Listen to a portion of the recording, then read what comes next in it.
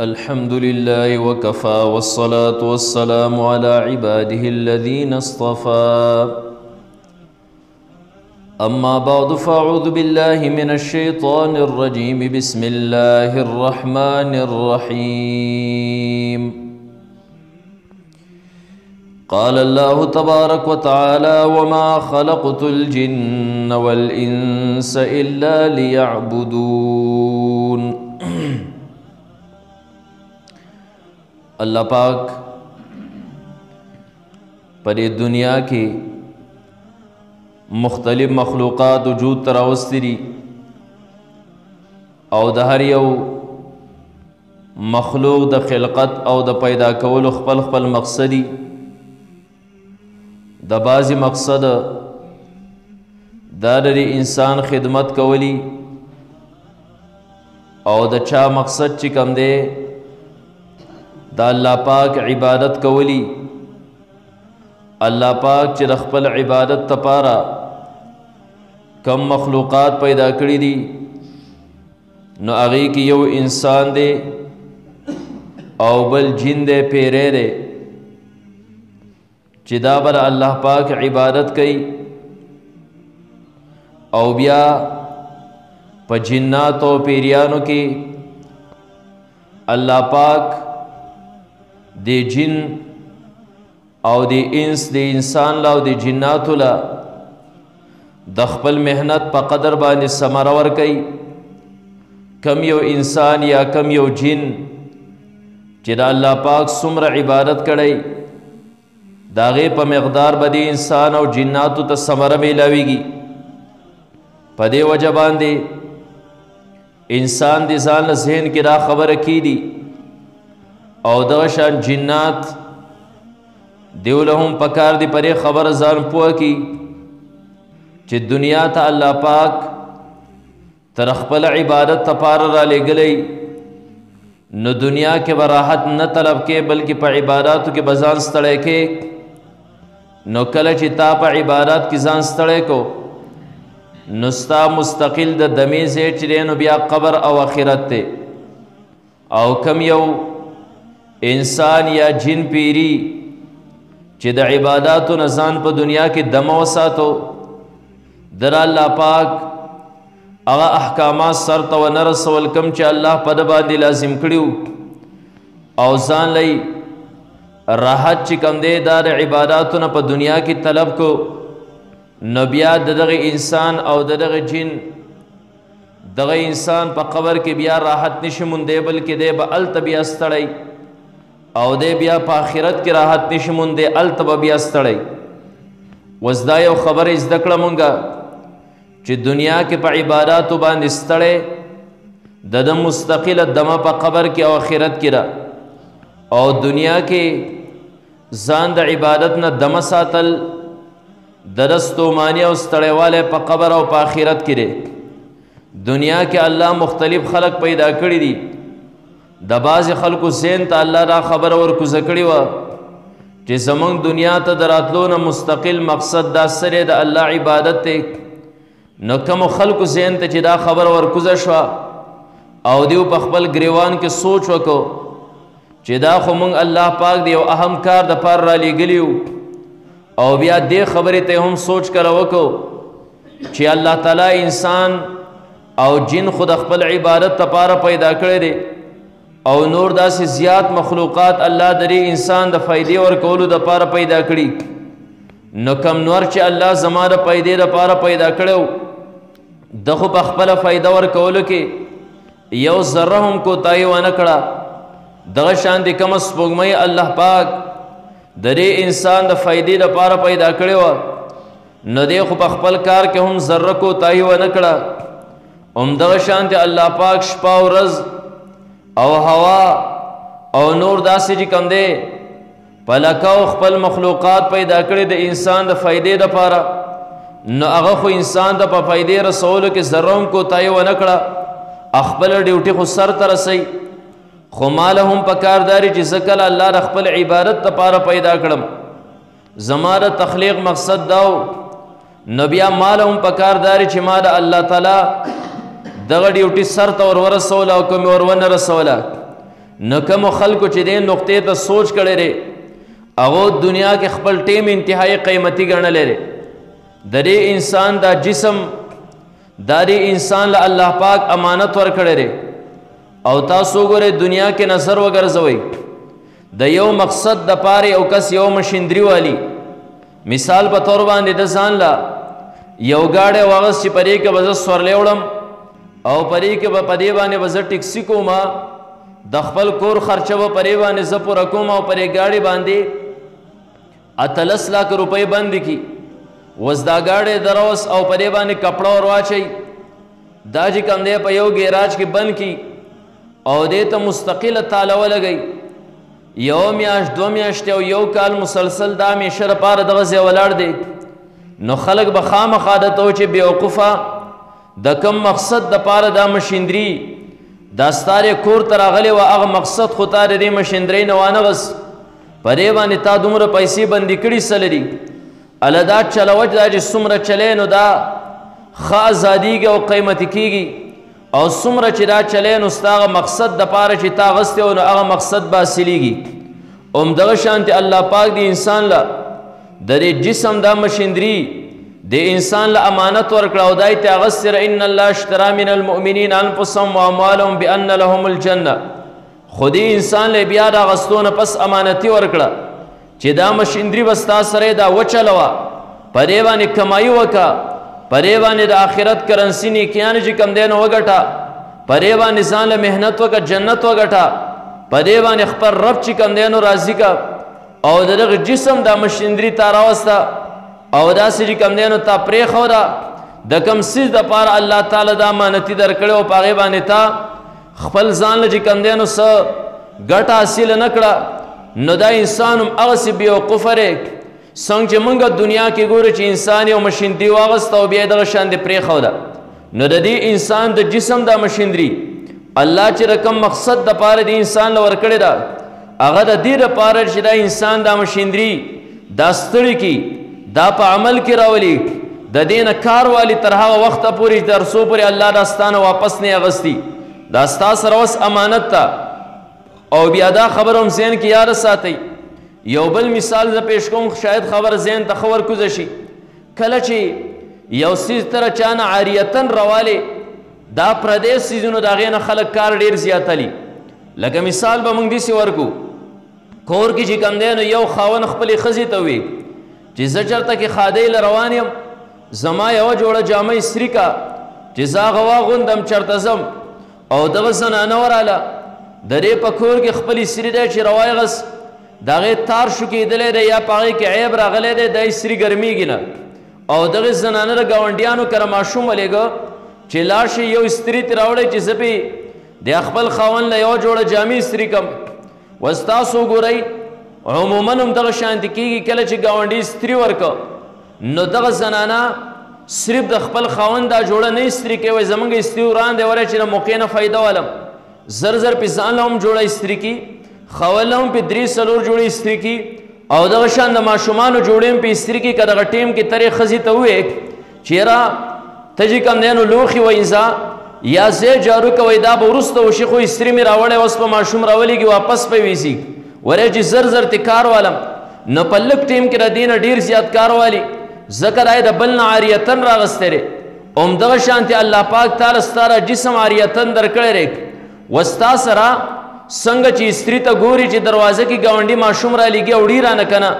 هلته یوه سترګه باندې استري ته ګوري یوه باندې ګیټ ته ګوري چې ماشوم خو رانغی واپس وی رانه نه وړي همدغه شان ستا را جسم ته به هر ټیم په یره کې چې دا خو الله عاریتن راکړی دی راشه الله تعالی دا جسم عاریتن راکړی د دې نه په لږ ټیم کې ډېر کار والا دا دمې ته مه پرېږده په دې باندې خپل رب هم چې کوم دی نو رضا کا او په دې باندې په آخرت کې ځان له ډېر څه وګټه او بل طرف ته را سوچ کوه چې هسې نه اسرائیل علیه السلام راشي زما نه روح او دا جسم چې کوم دی نو زما خاورو طرف ته بیا تګ وکړي الله رانه دا جسم او دا روح والي ځکه چې دا خو پردی دی زما سره امانتي خو تر هغې پورې د دې نه کار والا دا جسم چې کوم دی نو ستړی کا کله چې د یو انسان ذهن ته را خبر ورکوزه شوه چې زما دا جسم زما نه دی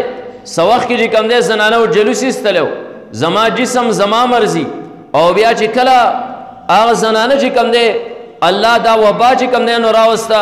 بیا ډیر وخت پورې نه زنانه په روډ باندې او نه نارینه و هغه مارکیټونه هر سره چې کوم دی نو بند و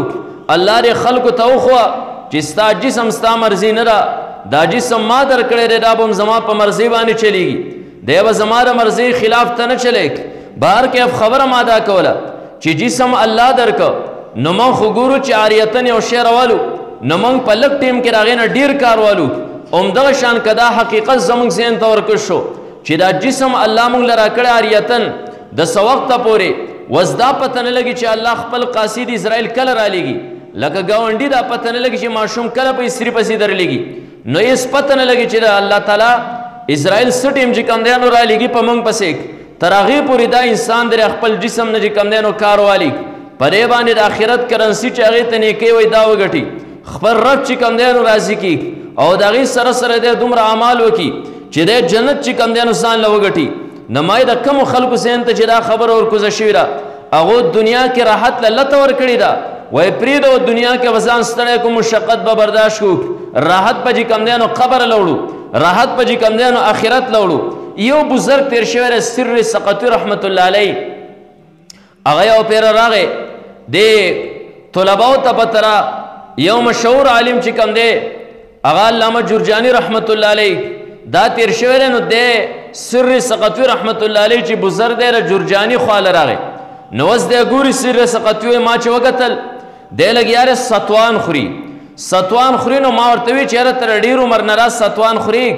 نو تا خو چېرته ما په ډوډۍ خوراک باندې نه لیدلی کله کله پکې ډوډۍ هم چې کوم دی نو خوره که نه دا خو تا همیشه دپاره ستوان خوري نو هغه ورته وی چې ما یو پیره پر خپل عمر باندې سوچ کوو چې د دې یو یو سیکنډ څومره قیمتي دی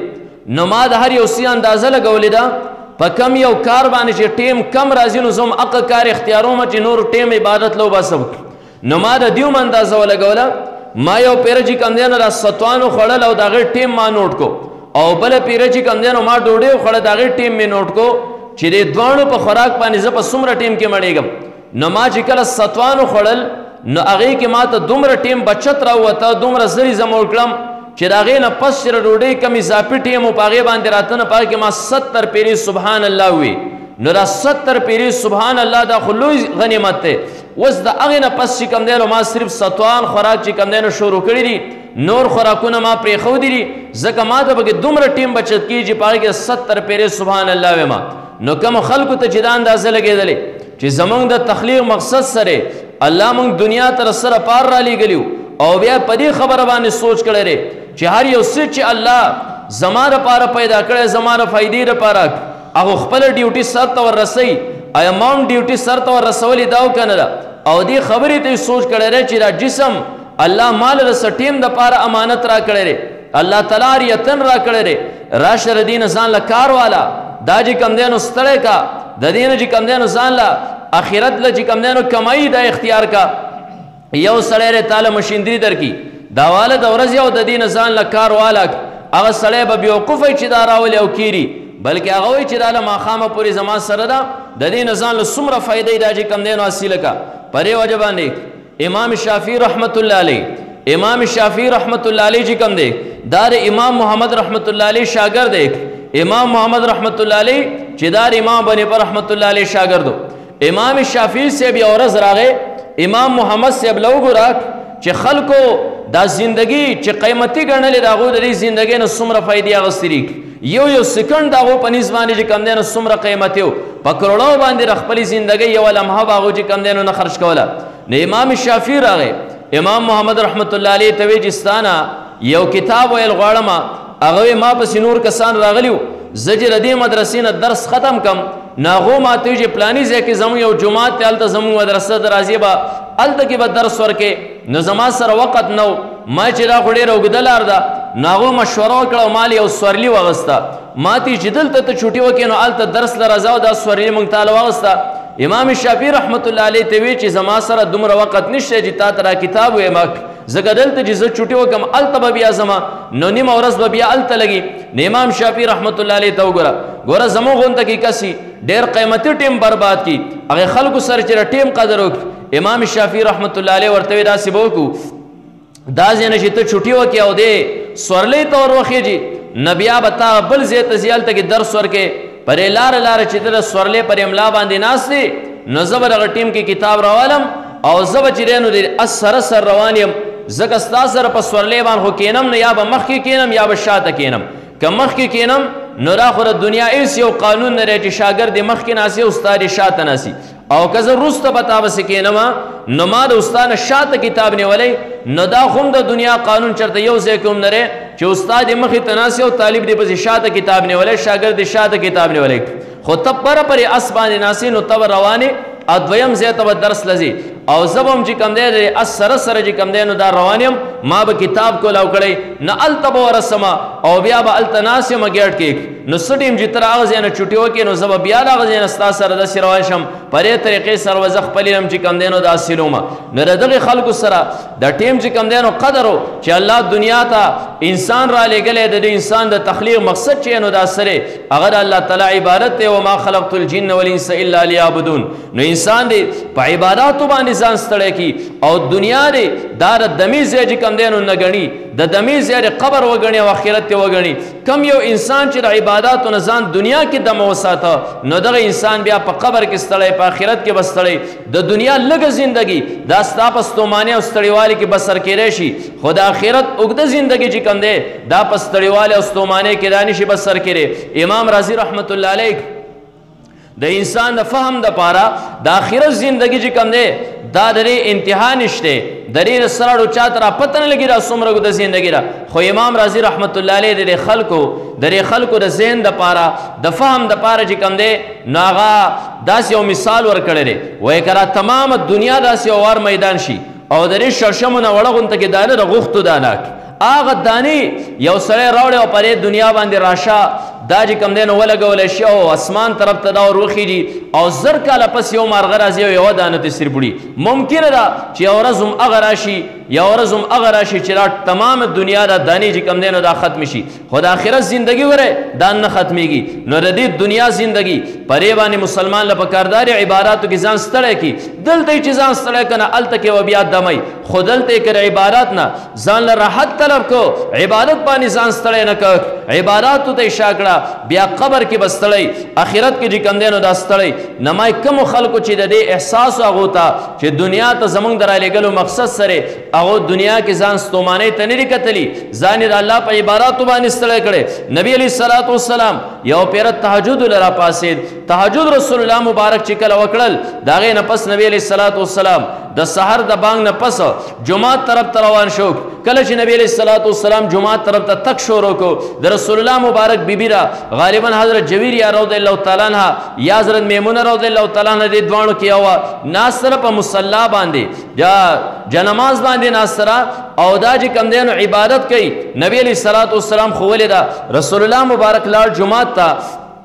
جماعت کې بر سحر په منځ کې نبی علیه الصلاة والسلام رکعتونه ډېر زیات اوږده کول نبی علیه السلام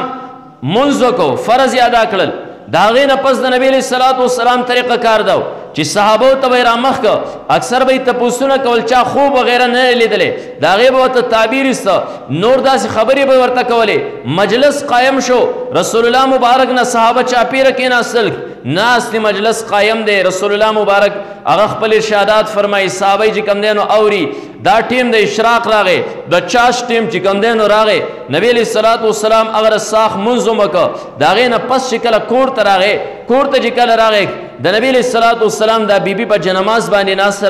او د الله تعالی ذکر کوي رسول الله مبارک خوشحاله شو تپوس یې وکړ وی ته اوس کېناستې او که نه سحر چې زه تلمه بانګونو سره د هغه ټیم نه ته ناستئ وی یا رسول الله د هغه ټیم نه ناست یم سحر د بانګونو نه پس ما چې کله د سحر مونځ وکړ د هغې نه پس په ذکر اسکار کې چې کوم دی نو مشغول یم دې ټیمه پورې چې نو دا ناست یم نبی علیه الصلاة والسلام ډېر زیات خوشحاله شو او بیا چې کوم دی ډېره خوشحالۍ دپاره رسول الله مبارک یې واجبه ارشاد وفرمایو ورته وی حضرت جویریه زه تا د څه کلمات ښیم هغه کلمات چې کوم دی نو ته یې زده کړې او درې پیرې سحر ووایې او درې پیرې دا ماښام وایې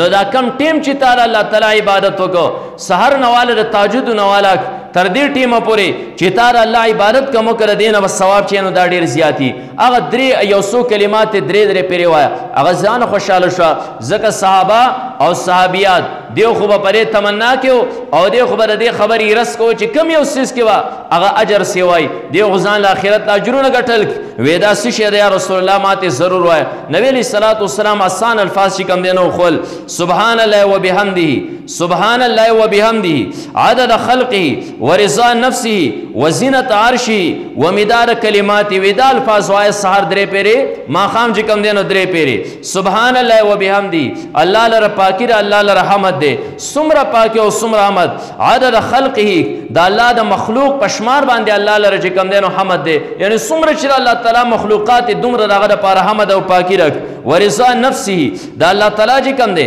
د الله تعالی د ذات د رضامندۍ پورې د الله چې کوم دی نو حمد دی وزینت عرشي د الله د عرش څومره وزن دی دومره الله لره پاکی ده او الله لره حمد دی ومداد کلماته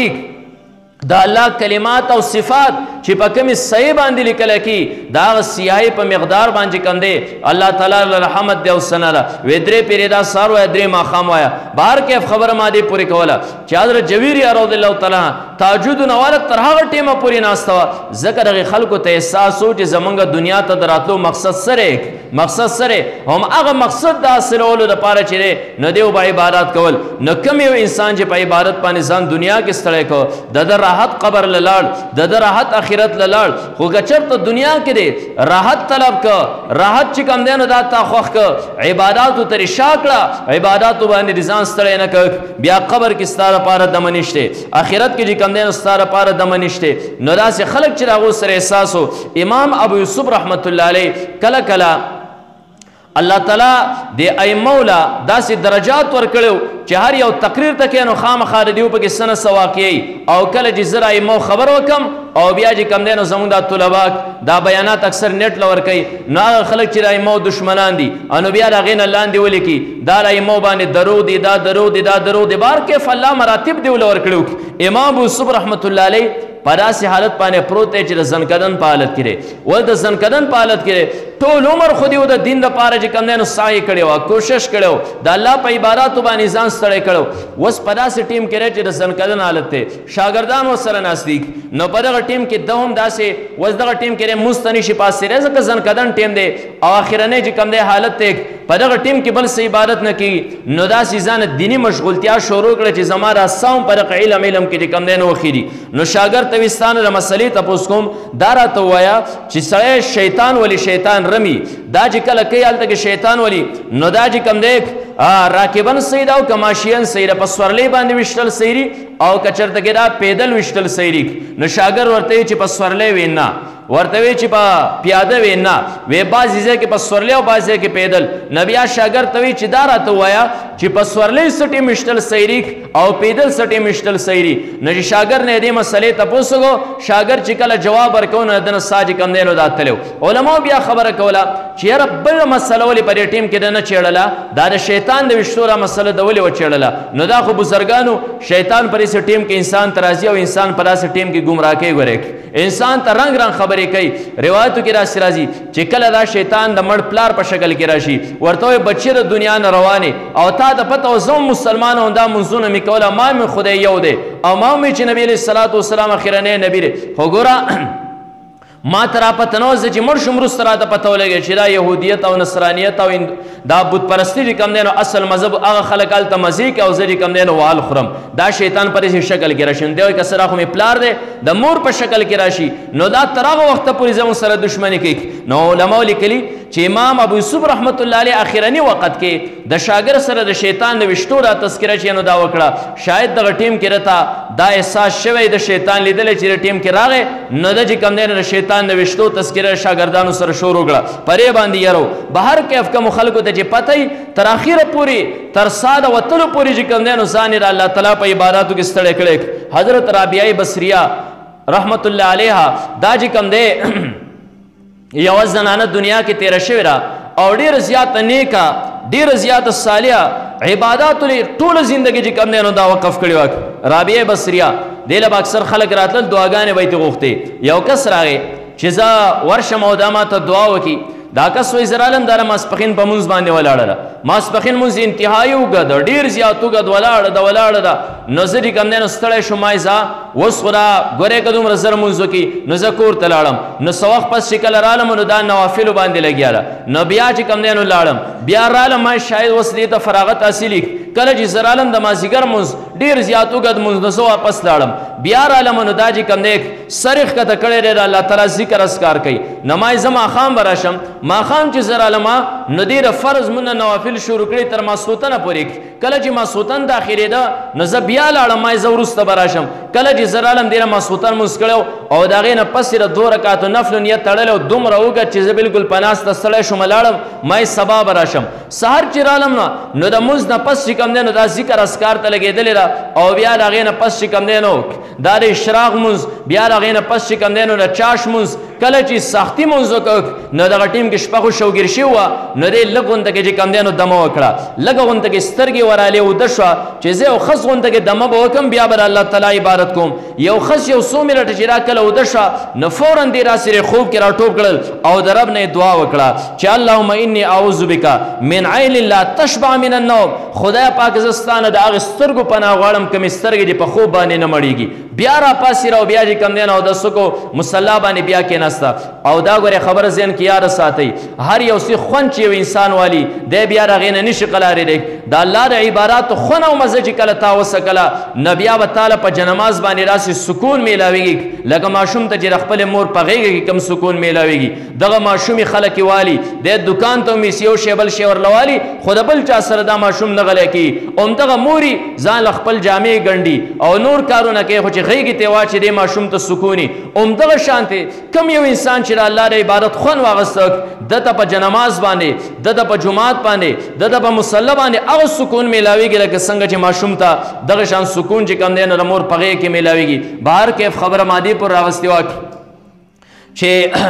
الله تعالی فرمایي وما خلقت الجن والانس الا ليعبدون نو کوم خلکو چې د دې احساس ورته شوی دی په دې آیت باندې چې کوم دی نو سوچ کړی دی رشید احمد گنگوی رحمت الله علیه علماء دیوبند کې یو ډېر لوی عالم چې کوم دی نو تیر شوی دی د یو پیر راغی دیوبند جلسې له راغی سالانه دستربندي وه هغې له چې څنګه راغی او د په سټیج باندې خپل تقریر وکړ د هغې نه پس بانګ شروع شو دی جومات ته ته زه مونځ وکړمه نو داسې یو ناشنا عالم چې راشي نو خلک دې بیا تاویږ هر سړی دا وایي چې د سره زه لاس میلاو کړمه د سره زه چې کوم دی نو میلاو شم نو خلک را چاپېره شول یو چې کوم دی نو مصافحه کول لاس میلاول بل نو برې کې دومره ټیم تیر شو چې دی جومات ته ورسېده نو مونځ ولاړ او یو رکعت چې کوم دی نو شو او څنګه چې مونځ وکړو نو سلګۍ او چې کوم دی نو جړاګانې پورته شوې خلکو یې ولې وې زما چې کوم دی نو 23 سال پس چې کوم دی نو تکبیر اولا زمانه فوت شو په دې باندې مو وجړل 23 سال 30 کاله کې پس چې کوم دی نو زمانه تکبیر اولا فوت شول بهر کې افکمو خلکو ته چې دا اندازوي